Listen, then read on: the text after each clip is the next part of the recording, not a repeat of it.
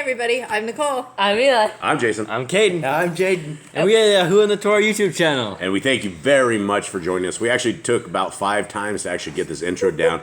We have people cracking up. We don't mean to be, but that's just the way it is. And how are you guys doing out there? How's everybody out there? How are you guys? Good. Gentlemen, did you have a good Shabbat? For the most part? Everything? Cows broke into our field yesterday, and they were sitting out there eating all of our corn. That was very disheartening. They didn't get all of it, only just a little. Yeah, but they it was still on Shabbat, and Nicole's out there picking up sticks. Oh, I shouldn't have said that.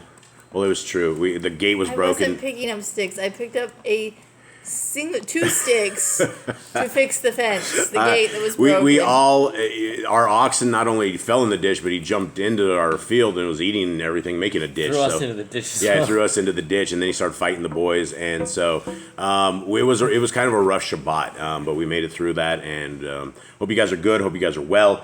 And I guess we'll get on. I don't have too much to say. Anyone have anything enlightening to say? No. Nothing? No, today's the first day. Today's the day you should be in work and not be driving to go pay some dude in the pulpit. Yeah, don't pay some non-Levite guy money on a Shabbat. That's terrible. Oh, well, it's not a Shabbat. It's like a first day, so I guess it really doesn't matter. So I guess the synagogue of Satan, pay up whenever you want to. All right, let's do it. The handy-dandy split screen. Bada bang. And the Grant said we needed a drum roll the other day for my bad joke, whatever it was. The son of none. Yeah, the son of none. I told you he had no father. He was the son of none. Okay, here we go. So we're starting Numbers 14. Let's anybody have a quick recap of this? Okay, so we're going to recap from the last chapter where Yahuwah tells Moshe, he says, all right, so you're going to send a man from each tribe, and you are going to have them spy out their promised land, and they're going to come back and bring a report. So Moses tells them what to do. He says, go look at the land, go look at the buildings, go look at the trees, go look at the fruit, go look at the plentifulness, go look at the size, go look at the people, and bring a report back, let us know. So they bring back a giant cluster of grapes, and we have Caleb and Joshua, who are the future leaders of YHWH after Moses dies. They are destined to be that, and they say, we're ready to take this land, and the other 11 people from the tribe of YHWH, the leaders that were supposed to spy it out, actually said that it was impossible for them. They said they're too scared, the people are too large, because they were Nephilim, which means they were giants from a corrupted DNA of the fallen angels. So he said they're giants, we're just bugs in their eyes, we can't take it, and it scared the people, right? So here we are. Yeah, it scared the people, and this is after Yah had saved them over and over and over again. And he can't find a faithful people that are loyal to him. And I guess as we're reading through this, I would challenge everybody that is out there to stay faithful to Yah. Never ever turn your back on him. Never doubt his power. Never doubt his greatness. Never doubt his loyalty to us. And it's not too much to ask that we are loyal to him. I mean, here's what I was thinking about life the other day. Let me take a quick sidestep on this whole thing. Creation begins, as an individual who's created. I'm an individual created. You guys are individuals who are created. We are created entities, right? But we can sit and think about things, right? We can dwell on things. We have a mind. We have a free will. We can choose. We can make our plans, right? Everything that we do, we are completely capable of, and we're highly functional, right? We're not just some slaves that were made to sit there and, worship Yah like, oh, glory, glory, glory, glory, glory, and never say, right? He gave us everything, and including the design, including our families, including everything good is from our Creator. And when we take our first breath out as a baby, we were in the fire and water for 9 months, and it created all our members. It created everything that we are. It's just an amazing design. There's nothing better than the way our Creator is and his ingenuity, his engineering, everything. I cannot find a bad thing in creation, and we owe him everything. It's not, and we have people that will not, they're like, I'm not going to bow to a higher power. I'm not going to get on my knees to them. And you ask why? Why? Did you create the world? Did you create, what was the last plant you created?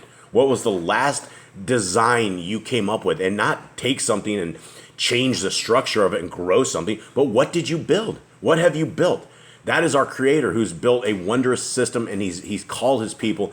And every single day we need to glorify our Creator. We need to thank him for the day that we have life every single day.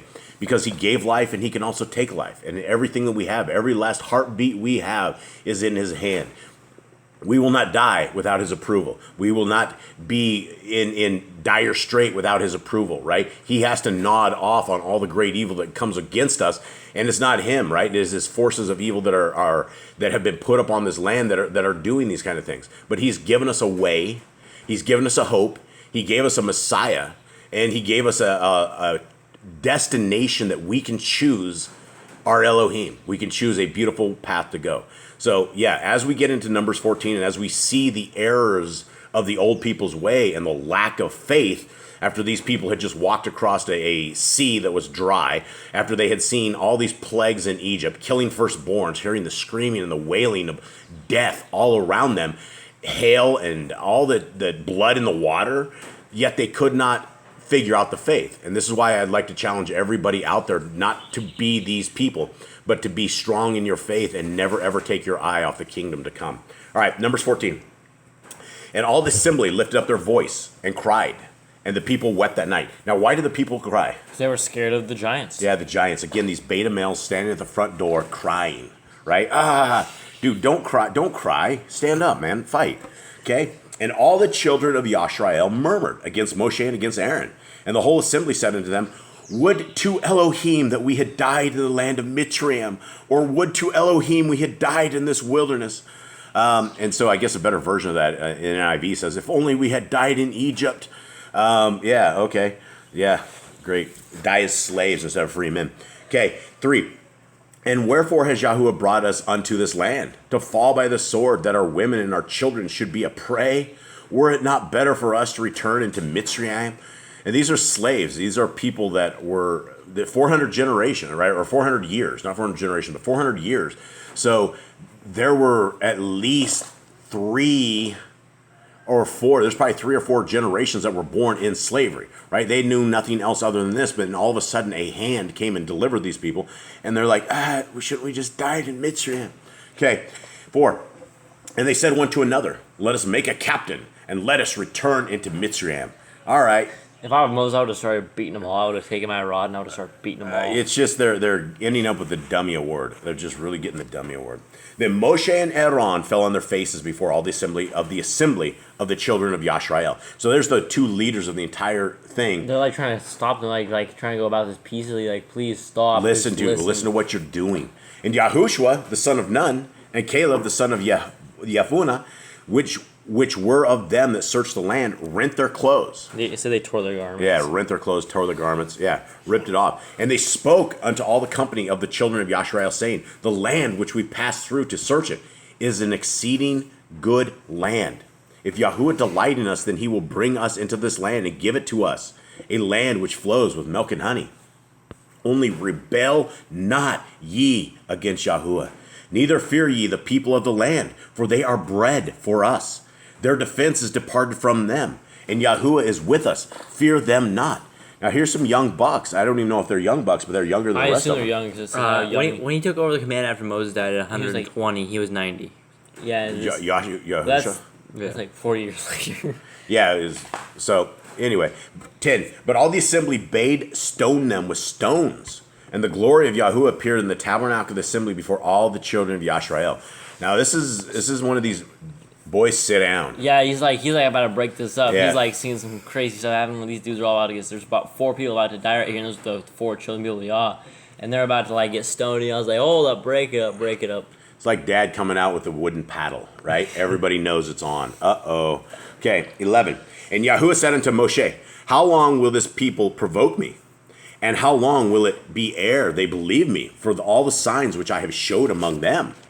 I will smite them with the pestilence and disinherit them, and will make of you a greater nation and mightier than they. And Moshe said unto Yahuwah, and this is why Moshe is the man, then the Mitzrayim shall hear it, for you brought up this people in your might from among them, and they will tell it to the inhabitants of this land. For they have heard that you, Yahuwah, are among this people, that you, Yahuwah, are seen face to face, and that your cloud stands over them, and that you go before them by daytime in a pillar of a cloud, and in a pillar of fire by night. Now if you shall kill all this people as one man, then the nations which have heard the fame of you will speak, saying, Because Yahuwah was not able to bring this people into the land which he swore unto them, therefore he has slain them in the wilderness. And now I beseech you, let the power of my Adonai be great, according as you have spoken, saying, Yahuwah is long-suffering, and of great mercy, forgiving iniquity and transgression, and by no means clearing the guilty, visiting the iniquity of the fathers upon the children unto the third and fourth generations. Pardon, I beseech you, the iniquity of this people, according unto the greatness of your mercy, and as you have forgiven this people from Mitzrayim even until now. And Yahuwah said, I have pardoned according to your word. But as truly as I live, all the earth shall be filled with the glory of Yahuwah. Because all those men which have seen my glory and my miracles which I did in Mitzrayim and in the wilderness, and have tempted me now these 10 times, and have not hearkened to my voice, surely they shall not see the land which I swore unto their fathers, neither shall any of them that provoked me see it. But my servant Caleb, because he had another Ruach in him, and has followed me fully, him will I bring into the land whereinto he went, and his seed shall possess it. Now the Amalekim and the Canaanium dwelt in the valley, giants. Tomorrow turn you, and get you into the wilderness by the way of the Red Sea. And Yahuwah spoke unto El Moshe and unto El Aaron, saying, How long shall I bear with this evil assembly which murmur against me? I have heard the murmurings of the children of Yashrael, which they murmur against me. Say unto them, As truly as I live, says Yahuwah, as ye have spoken in my ears, so will I do to you. Your carcasses shall fall in this wilderness, and all that were numbered of you according to your whole number, from 20 years old and upward, which have murmured against me. Doubtless ye shall not come into the land concerning which I swore to make you dwell therein, save Caleb the son of Yehunnah, and Yahushua the son of Nun. But your little ones, which ye said should be a prey, them will I bring in, and they shall know the land which ye have despised. But as for you, your carcasses, they shall fall in this wilderness. And your children shall wander in the wilderness 40 years, and bear your whoredoms, until your carcasses be wasted in the wilderness. After the number of days in which ye search the land, even 40 days, each day for a year, shall ye bear your iniquities, even 40 years, and ye shall know my breach of promise. I, Yahuwah, have said, I will surely do it unto all this evil assembly that are gathered together against me. In this wilderness they shall be consumed, and there they shall die. And the men which Moshe sent to search the land, who returned, and made all the assembly to murmur against him by bringing up a slander upon the land, even those men that did bring up the evil report upon the land died by the plague before Yahuwah. All right, so what plague? Maybe leprosy because they spoke evil. I don't know. We don't know exactly what it was. They all died off. I assume fairly quickly. Yeah, died by plague. Probably leprosy, since there's evil speak. It was probably leprosy. Could be. But Yahushua the son of Nun, and Caleb the son of Yehunnah. How do you say that right? Yehunnah. Which were of the men that went to search the land, lived still. And Moshe told these sayings unto all the children of Yashrael, and the people mourned greatly. Oh, back to your crying, folks. And they rose up early in the morning, and got them up into the top of the mountain, saying, Lo, we be here, and will go up unto the place which Yahuwah has promised, for we have sinned. And Moshe said, Wherefore now do ye transgress the commandment of Yahuwah? But it shall not prosper. Go not up, for Yahuwah is not among you, that ye be not smitten before your enemies.